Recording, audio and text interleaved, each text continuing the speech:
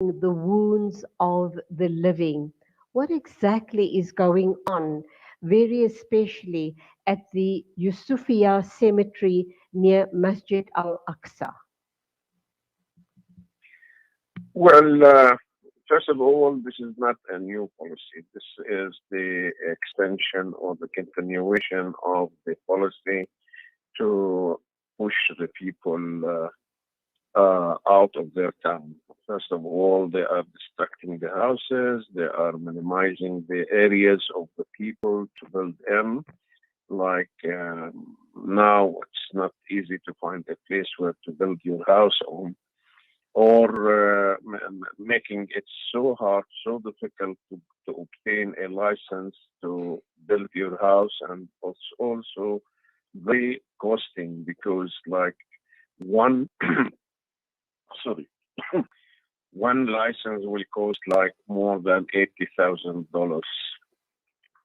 Sometimes, according to the billing, it will reach like more than $100,000, and this is very high cost. Uh, uh, if you look to another places where they can build their houses freely, they are paying like one tenth of this money for the now about the destruction of the houses. Now, according to comments to the Minsky order that allow the government to destruct or to issue destruction houses more than the usual, give the municipalities or the authorities, the occupation authority, to destruct more houses according to the political aim of the occupation. For now, the destruction of the cemetery.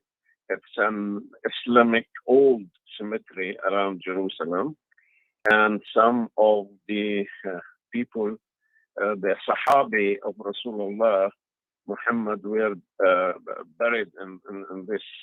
And according to their plans, they said that they need to make like a garden or a holy garden in the holy basin of the Al-Aqsa and the Jerusalem to enshrine the Solomon or David's area, which is a very fairy tale. Hello. I'm listening. Yes, it's a very fairy tale about Jerusalem because both are not, never was or were in Jerusalem or in Palestine. So Okay. they want to continue destructing the houses and to make it very to make it a very Jewish shrines or Jewish archaeology, which is not proved yet, not even a single place where they can say that it's a Jewish place. All of this policy is to make it very hard, very difficult for the Palestinians to live in Jerusalem and the suburbs. So, U.S. Program Officer at Ensan Center for Democracy and Human Rights um, highlight this issue. How are the international community responding to this? Because we have seen the most horrendous footage of of a Palestinian mother clinging to the grave of her son. And they're busy bulldozing around her. I don't think any mother or any parent should be subject to a horrific scene like this. It absolutely breaks my heart. What was the outcome? I'm not sure if you have seen that footage, that picture. What was the outcome of that? And is there anything at all that you people at the Center for Democracy and Human Rights can do to stop this atrocity from continuing any further? Well, Israel, with a long history of denying the international law and the international humanitarian law, with the support of the Westward denying or forgiving Israelis to do what they want against the Palestinians, because this is the extension of their policy of creating Israel since the earliest century. So the people of Palestine are not so dependent on what the Western people here say, especially the American, the British, the French, who sometimes is condemning, but they are not doing anything to stop Israelis to do what they want, or what they are doing in Jerusalem or in the other places in the area. Recently, the occupation new government of Bennett allowed 3,000 new housing units for the occupiers, for the settlers, for the to live, to expand some of the colonies in the West Bank. So I don't believe that they will do anything except if the authority, because now we can go for the embassies or the consuls in Jerusalem and tell them that we are complaining of what Israel is doing, and they will issue an order or send to their government, and the government will not do anything. That's why Israel is so sure that nobody will stop, because first of all, it needs a very solid position from the United Nations and the Security Council, at least beside other governments, to put some punishment on the Israeli government, on the Israeli society, to stop this action against the Palestinians. And now the story of the shutting down or closing 7 or 6 human rights organizations in Ramallah and in Palestine is also can show what is the Israeli are doing when they call these civil society organization who are helping the people to live decently, or to help them in another human fields like agriculture, like justice, like to call them a terrorist and to give them the right to close down these organizations. This is what this is a kind of life we are living in under the occupation, under the Israeli occupation. Okay, so we've been in constant contact with activists in Palestine, and we get a really big picture from what is going on there.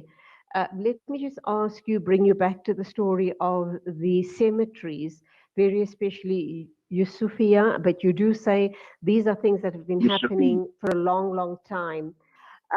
What do the authorities, the Israeli occupiers, intend doing in that area? Is that where they want to make a garden in the name of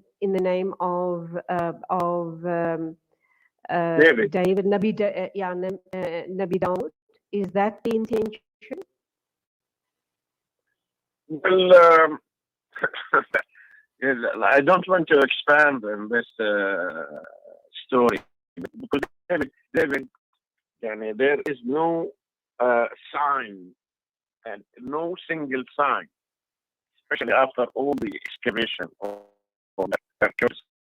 excavation, sign saying that David were living in Jerusalem, or Solomon were living in Jerusalem, or all right, King I do David, hear or you Prophet there. David. I do hear you there, Hasib. But what I'm wanting Yeah, to yeah, know yes, is, yes, are they going yes, to go ahead and make this yeah, garden in yeah, yeah, dedication? yes. First of all, they ruined the entrance of the cemetery from the inside of Jerusalem, from the Solomon Street in Jerusalem, and they distracted. So the people cannot even go to Masjid al-Aqsa from Wadi Joseph, Tur, Bab Zahra. There are suburbs of Jerusalem to go, except to go the long way to Al-Aqsa, because this was like a shortcut for Al-Masjid al-Aqsa to go to the Lion's Gate, and from the Lion's Gate, it's very close to Al-Masjid al-Aqsa. So they are distracting this Yusufiyya, and at the entrance of the Yusufiyya, there is the unknown soldier shrine.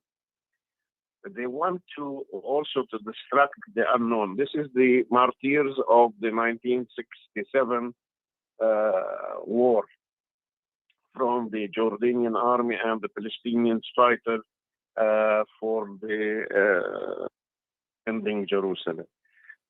I mean, they are hitting 2, 3 stones in one operation like this, or one activity. So they are going. They are not stopping. The court did not approve what the municipality and the authority are doing, but they didn't issue a stop order. Mm. Yeah, it sounds like a very, very hopeless situation on the part of the Palestinian people.